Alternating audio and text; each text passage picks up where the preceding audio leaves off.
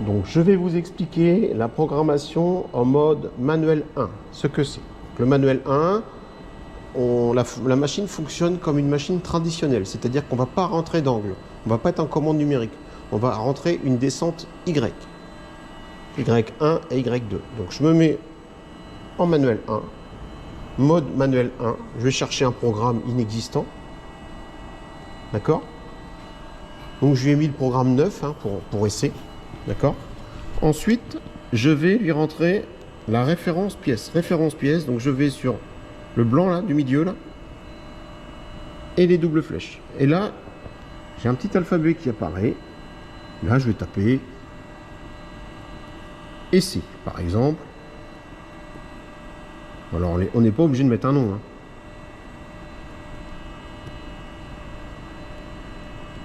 Entrée. Donc, essai, il est validé. Je veux sortir de l'écran, je rappuie sur le blanc et les flèches. Je n'ai plus l'alphabet qui est existant. Je dois ensuite faire le point contact tool. Qu'est-ce que le point contact tool? C'est le moment où les outils vont venir en contact avec ma tôle que je désire plier. Donc je prends ma tôle d'une épaisseur et d'une longueur qui correspondent à la pièce que je veux plier. Je viens me mettre sur point contact tool, deux solutions. Soit je prends la main comme j'ai fait tout à l'heure ici, je prends la main ici, et là vous voyez le point contact tool est passé en rouge, d'accord? Si je veux pas prendre la main ici, je fais entrer. Ou je peux prendre la main sur la manette déportée. Je viens la coller, attention c'est très fragile, c'est quelque chose qui casse. Donc quand je prends de la main, je rapproche l'écran. Quand je prends de la main, je viens sur la main et j'appuie. Regardez, l'écran est en noir, enfin le point contact tool est en noir. J'appuie sur la main. L'écran est passé en rouge. Point contact tool 194,1.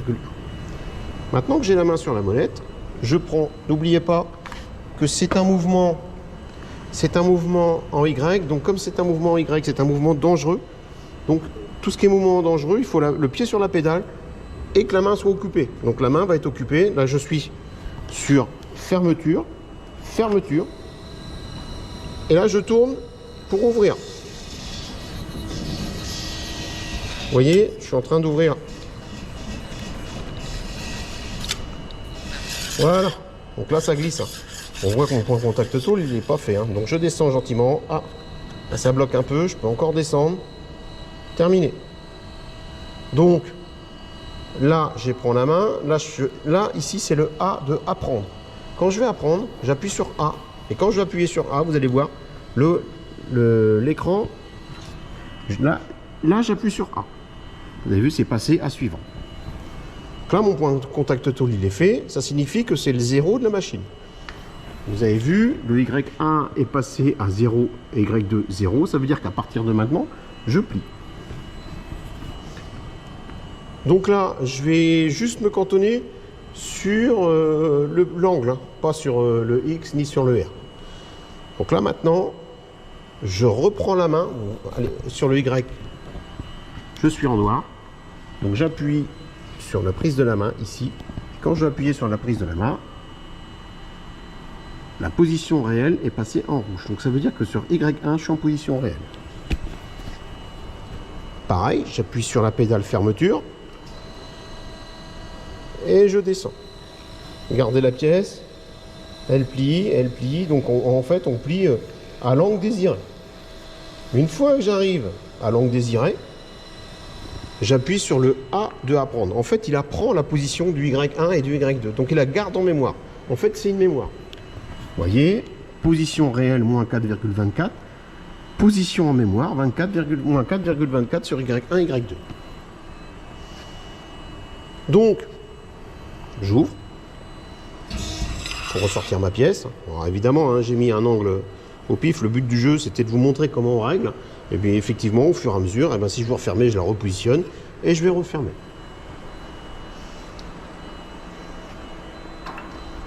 Maintenant, je vais vous montrer. Alors c'est exactement la même chose. Si je veux prendre la main sur X1, je viens ici sur le tableau, je fais suivant. À chaque fois que je vais faire suivant, là j'appuie suivant sur la manette déportée et il descend. Et là je suis sur X1. Alors comme je suis sur X1, alors je ouvre pour que vous ayez un visu sur la butée arrière. X1 c'est la butée arrière. Je ne suis pas obligé d'appuyer sur la pédale parce que c'est pas un mouvement Y et c'est pas un mouvement dangereux. Regardez. Alors j'appuie sur apprendre. X1 est passé en rouge. Sa position réelle 709,45. Et là,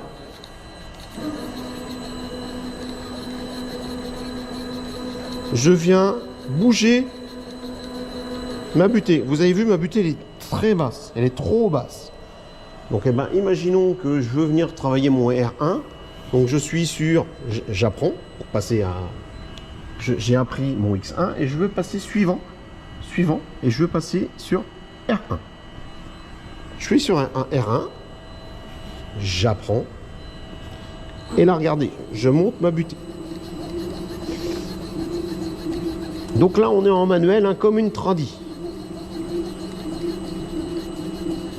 Ok, j'apprends et je passe à suivant. Et ce qu'on pourrait également faire, parce que là vous me dites bah, c'est galère, hein, taper à la manivelle, est-ce qu'il n'y a pas une méthode plus simple? Si je connais les cotes, je reviens sur ma butée X1 et je pourrais directement taper 100 par exemple, si je veux faire un pli à 100. J'efface, ici c'est le bouton effacer, je pourrais taper un pli à 50. Entrée, je fais start. Ma butée est venue ici. Vous voyez bien qu'elle est trop basse. Donc après, ben, si je connais la cote réelle de ma butée, je peux directement la rentrer. Donc là, je vais revenir dans le programme. Donc je fais stop. Et je reviens dans le programme. Donc je reste à 50. Et ma butée R1, je ne connais pas la cote exacte. Donc ce que je vais faire, ben, je vais me remettre sur position manuelle. Donc là, il est passé en manuel. Ici. Et ce que je vais faire, je vais prendre une tôle.